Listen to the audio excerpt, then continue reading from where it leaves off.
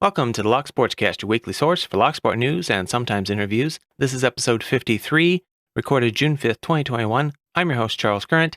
In today's episode, lockpicking Racoons, first pick of the Alpha ED cam lock, PacLock 200K patches, Ruko Sleeves, advanced tension tools, updated lockpicking belt counts, Unpickable Locks, lockpicking criminals, sales, and giveaways.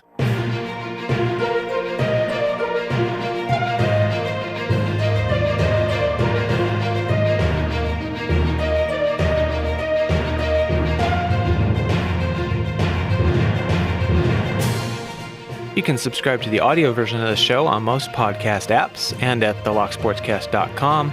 You can subscribe to the video version on YouTube. Links to stories discussed will be in the show notes. YouTube and some apps limit the ability to post full show notes with links, but you can always find those at thelocksportscast.com. Start the show off with a quick announcement. This is the 1-year anniversary of the Lock Sportscast. It has been 1 full year without a single missed episode.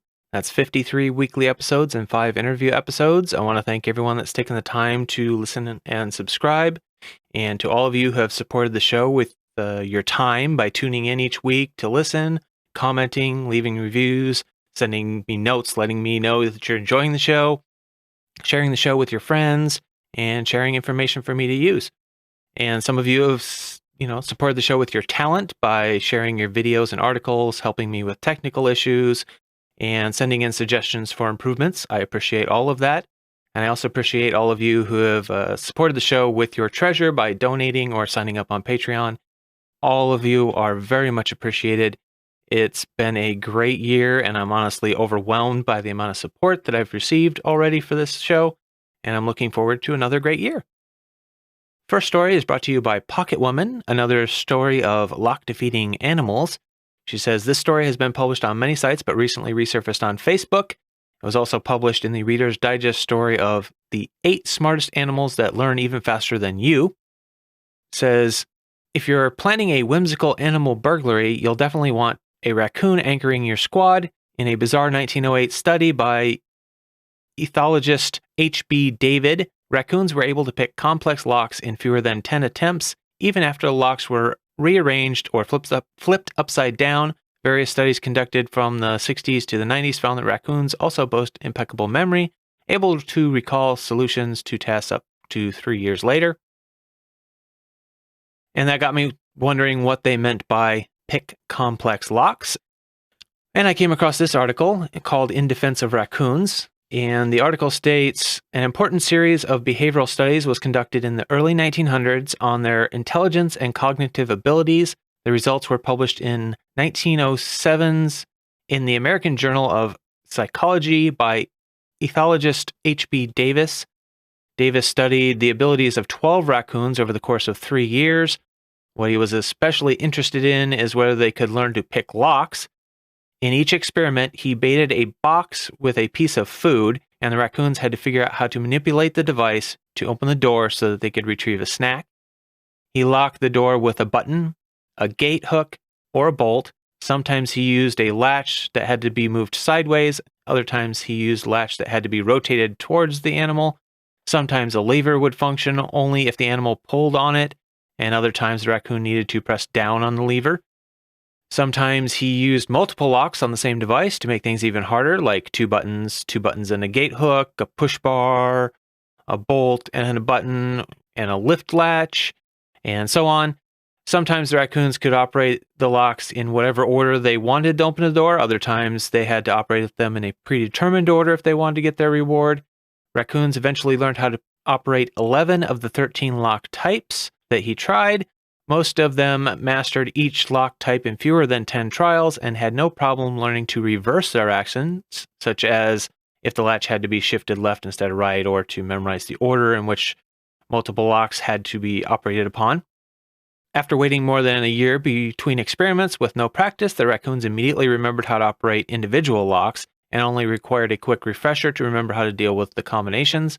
Subsequent experiments suggest that raccoons could remember the solution to these sorts of problem-solving tasks for more than 3 years. Davis compared the performance of the Racoons with rhesus monkeys. He concluded their learning ability was at least on par with the primates. In fact, he suspected the Racoons might have learned a bit faster. Quote, indeed, the monkeys would seem to be a little less clever at the start, end quote. So basically, they didn't learn to pick locks in the way we understand to pick locks, but they did learn how to solve some problems and open different types of locking devices. Anyway, interesting story. You can read the full text of the article at the link in the show notes. In community news, it would appear that GeorgiaJim has posted the first public picking video of the Alpha ED cam lock. We haven't been able to find any other videos of it. It is a 14-pin multi-directional Japanese dimple lock, as he describes it. Basically, multiple rows of pins coming from different directions into the keyway. He makes pretty quick work of the lock. Very impressive working there. Good job, GeorgiaJim. PacLock posted an update to the 200K patch contest results. They said, hello everyone, big thanks to everyone who participated in the creation of our 200K club, from the name to the designs and to everyone who voted. Logo C ended up getting the votes to come out on top as the official design for all 200K club patches. We've selected a few members of the community from various countries to oversee the distribution of the stickers in their respective countries. The responsibility of ensuring an honest pick into the 200K club will be at their discretion, and we're counting on the community to help figure out the best way to organize the 200K club. Special thanks to Pickin' in Paradise for the US and Fitsona, I'm probably pronouncing that wrong and I apologize, for the UK and EU for helping to distribute patches to all the awesome members who will be joining the club. They'll be the main points of contact for acquiring patches, and we trust that they'll keep the 200K club patches exclusive to legit picks. There was a little back and forth on the comments as to what was going to be required to be able to qualify for the club. Ultimately, it looks like they've settled on a picture of the lock with the core rotated without a key in it. A nice clear picture should qualify you. And I messaged Pick in Paradise, and he sent me a little blurb to read out on the show, the message he wants people to know. It says that PacLock has had the patches made and are sending them to me and Vistona to distribute. We will be shipping these out to members. It is an honor system of sorts, but a photo of a PacLock 200K 7-pin lock with the core rotated qualifies. I prefer to receive an email. The email address is mrpickinparadise@gmail.com so that I can easily sort the request. I will likely set a day of the week aside to address these and send the patches. Vistona and I are working on a 200K club shirt, which I will be accepting pre-orders for. Stay tuned for the club shirt design. Those will likely be the same cost as other club shirts or slightly more due to likely not ordering as many. Also, there is another club shirt in the works by Mick777OZ that I absolutely love, and I think his logo is awesome. But the undisclosed club shirt will be a challenging one to be a member of. It's a step up from Club Med. Nice little tease there. Stay tuned and see what that's all about. And I thought I would share Artichoke 2000's latest video. It's part 3 in his Gin series, comparing the Ruko 500 sleeves. He compares the two types of Ruko sleeves, the oval cutouts and the circle cutouts. It was interesting to see him demonstrate and compare the two. And having never picked them myself, I was actually surprised which one was more difficult to pick. So, very interesting video, and I really appreciate the time and effort he puts into those, so I thought I would share that here. New products this week. We have a set of collector patches from Covert Instruments. They say this pair of patches is our initial offering of what is to become our specialty patch collection. These will only be obtainable through 2021 and then will be gone forever. New collections will come every year. Interesting designs. So if you're into collecting patches, that's something to look at. And Braiynepicker shared a post on Instagram by Killer Maru Industries. I actually wasn't familiar with his Instagram account, so thank you for pointing me his way. Very interesting stuff. Now I'm going to kind of read the description that goes with this, but keep in mind that it doesn't read real smoothly because it's not a native English speaker, so let's go through this. The range of the advanced tension tool is now complete. The available version is V3, work as a shock absorber and prevent stuck the pick in keyway, works great on mushroom and serrated pins, medium feel amplification, silk touch. V4, work as pressure regulator and feel amplifier, work really good on spool and custom pins. High feel amplification sometimes can achieve an automatic opening. Not sure what that means, but sounds interesting. V4R, same as V4, but more sensible and an extreme feel amplification due to the adjustable spring tension. Can be hard to master at first and is high precision instrument, so is indicated to someone who already had experience with the V3 or V4. If you are curious, Brother Rook Knight have made a great video test on his YouTube channel, and I went and found that, and I will link that in the show notes as well as the original Instagram post to this. Rook Knight's description of his video says, a look at Killer Maru's picks and new tension wrench. Killer Maru has been a pick maker for 20 plus years, lives in Italy where he makes and sells his picks.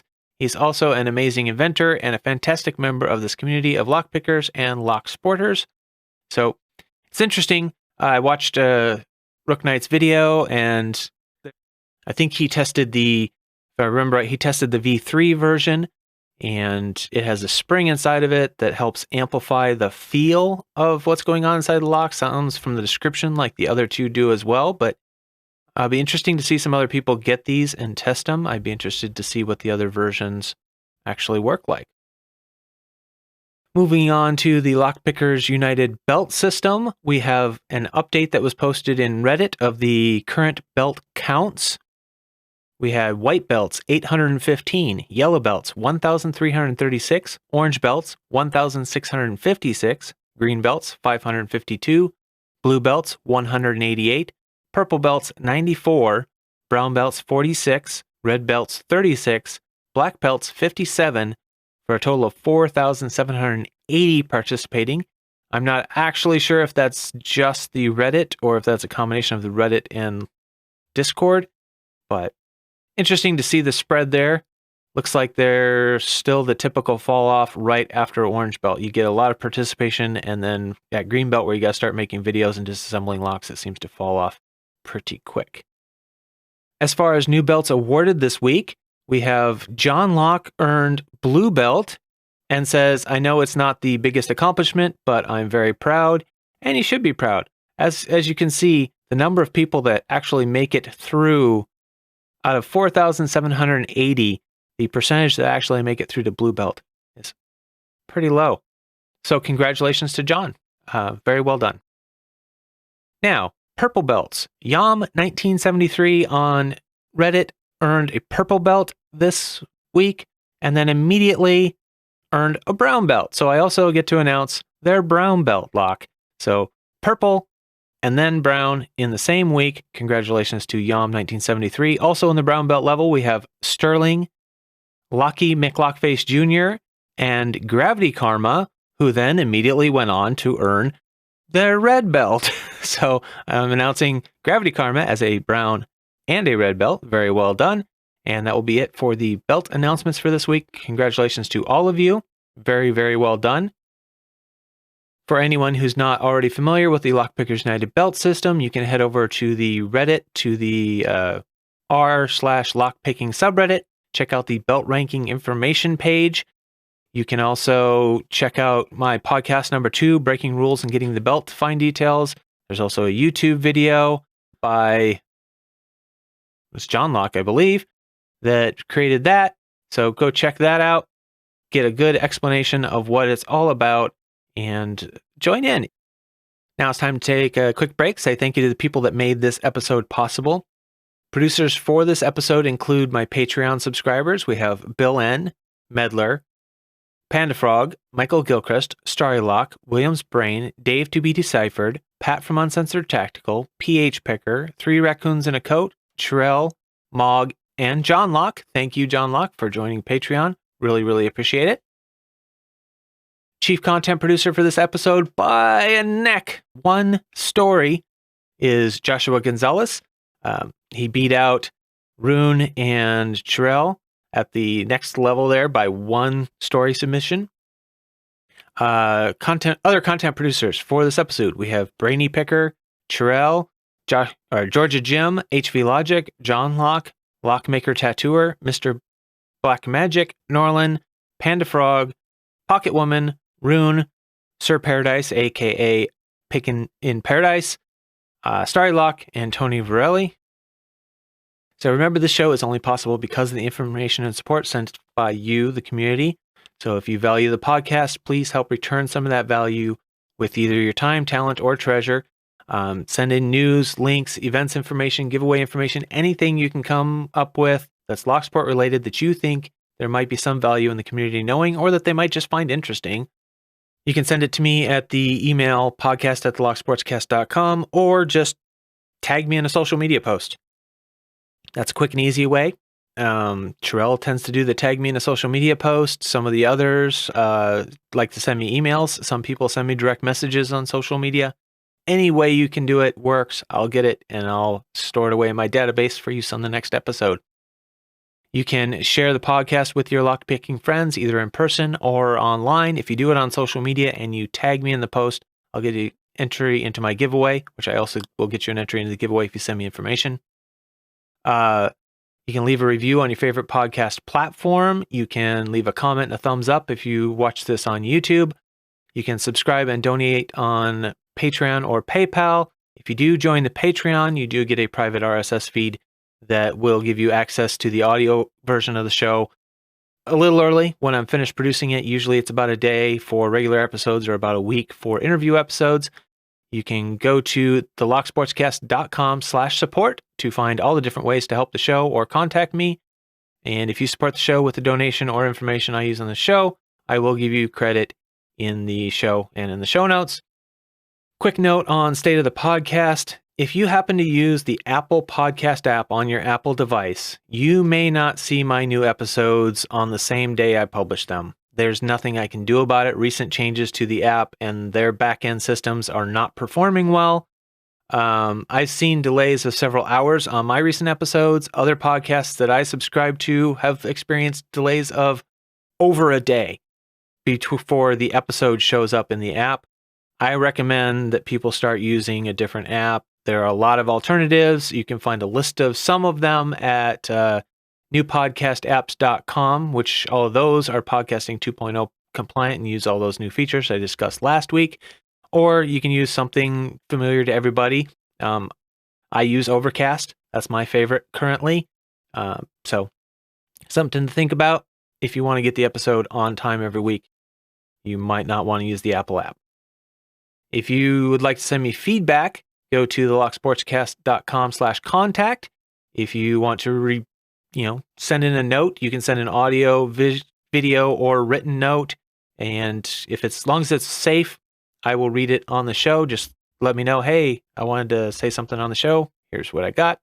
And I'll get it on the next episode. Well, this week there were several videos and claims brought to my attention about unpickable locks. So a YouTube channel called Stuff Made Here, I covered a while back that they had made a lock that they considered to be unpickable. And after lots of encouragement, he made a second lock and sent them both to Lockpicking Lawyer. I'll just read the description to their most recent video that they put out simultaneously with the Lockpicking Lawyer's video. It said approximately 999,999,998 people have asked me to send my unpickable lock to Lockpicking Lawyer. I decided to do you one better. I'm sending the Lockpicking Lawyer 2 unpickable locks with different designs. It'll be interesting to see if he can pick them. If so, we'll fix those issues and make them even stronger.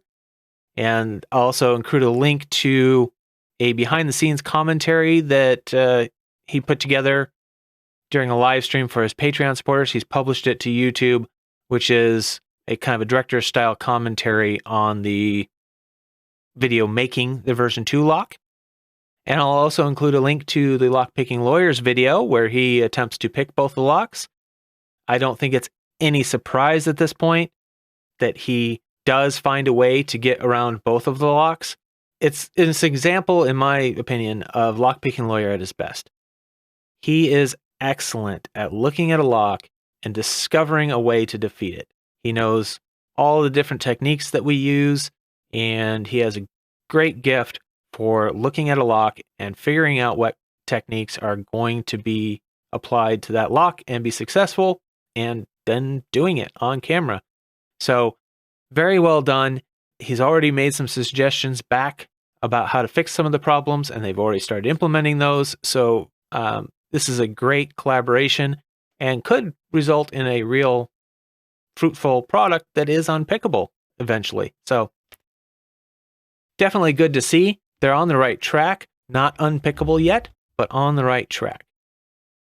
Then we have another video that was posted this week entitled A 3D Printed Unpickable Lock. The description reads, last year I made a 3D printed unpickable lock. I mostly made it to hopefully prove that unpickable locks are possible, despite what many people think. It's an interesting design that kind of follows the same principle, although very different implementation, but the same principle as Stuff Made Here's locks, in that you're separating the phases of inserting the key and testing the pins.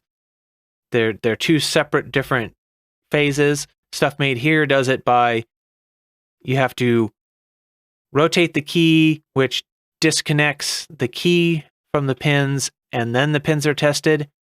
This one, you push the key in to disconnect the key from the pins that are going to be tested, and then you rotate, and that tests the pins, because there are two cores. There's an inner core that the key goes into, which has its set of ball bearings, and then you have an outer core, which can either have a break between pins and a ball bearing that will allow it to rotate, or the pin can be across the shear line of that core that prevents it from turning, and theoretically you can't test that until you've pushed the key in and disconnected the core, or the inner core.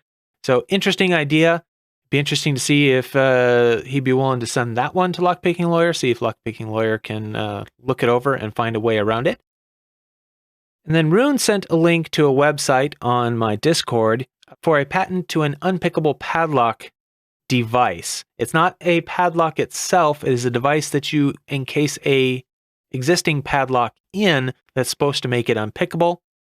It appears from the patent paperwork to be a two-piece metal case that you put an existing padlock in that restricts access to the shackle, making it a shrouded shackle padlock, also restricting access to the keyway and all that, and with an optional magnetic ring around the keyway to attract any metal picking tools, a neodymium magnet and a ring around the keyway.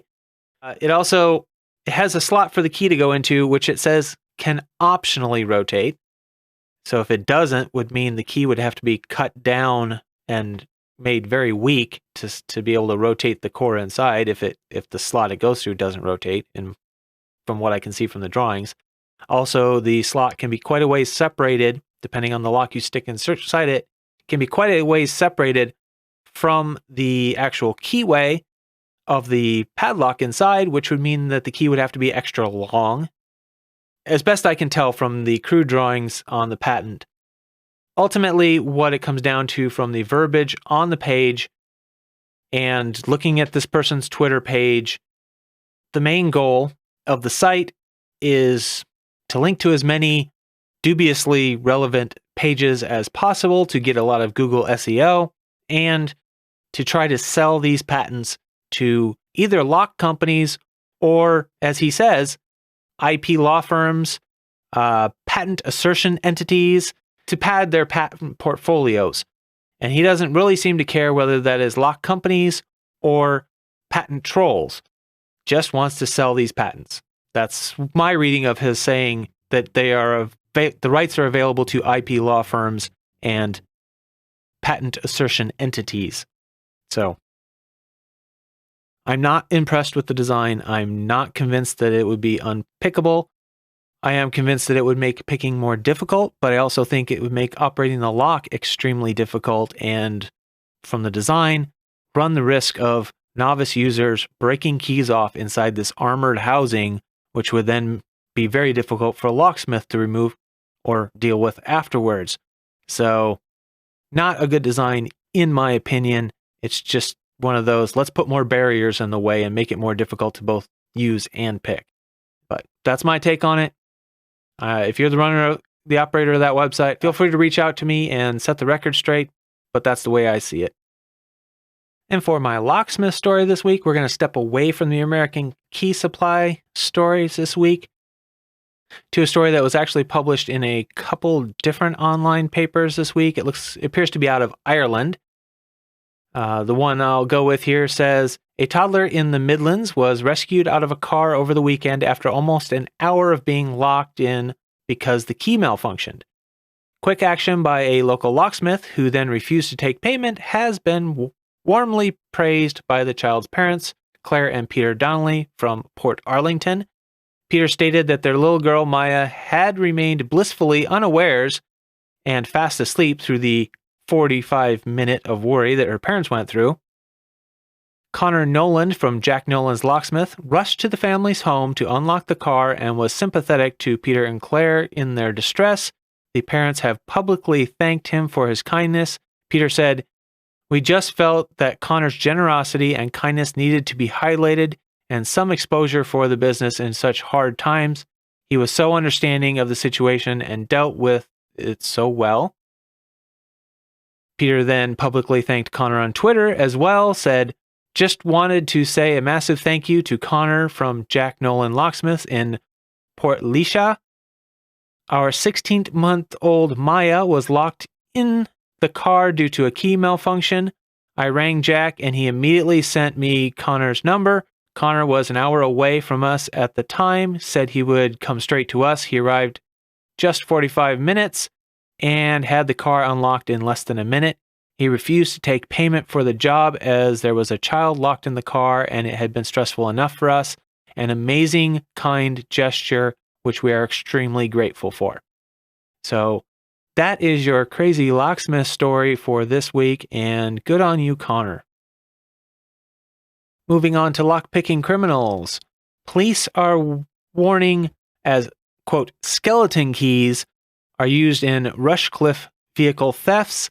Police investigating the theft of Ford Transits using a skeleton key are warning users to consider buying additional security to protect their vehicles. Following a recent warrant at a farm in Rushcliffe in April, as part of Operation Sahara, officers seized a Ford Tibby lockpick, which are typically used by locksmiths. It appears they're referring to the Tibby lockpick as a skeleton key. It was clear from the scene that Ford Transit and Ford Ranger vehicles were targeted, and a skeleton combination key device was found next to a dismantled car. The tools, which are readily available online, are used to gain access to certain makes of vehicles. The warning comes after proactive policing work as part of Operation Sahara, which cracks down on criminals who commit crimes in rural areas and steal off-road vehicles from outbuildings, farms, and businesses in Nottinghamshire. I don't know how they say that over there. The operation, launched in December 2020, has already produced some fantastic results. Officers are now urging Ford drivers to be vigilant and take extra precautions. Rushcliffe Neighborhood Inspector Craig Berry said there has been an ongoing problem with overnight thefts in and around the rural villages in Rushcliffe. Following the warrant earlier this year, we found a skeleton key on the floor next to the targeted cars. We would ask Ford owners to consider adding additional security, such as steering locks.